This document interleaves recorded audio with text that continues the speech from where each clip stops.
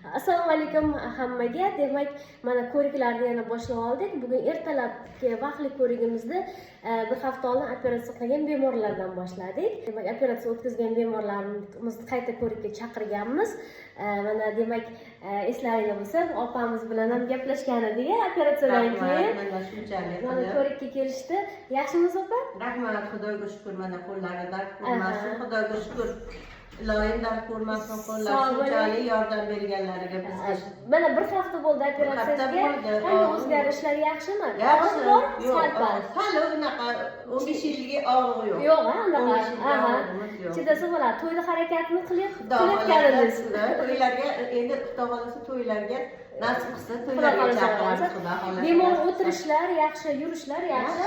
Xudoga shukr, rahmat. Qo'llaring dard ko'rmasin. Omadlaringni bersin. Rahmat, sog' bo'ling. Siz boshqa kasal bo'lmang. Amin.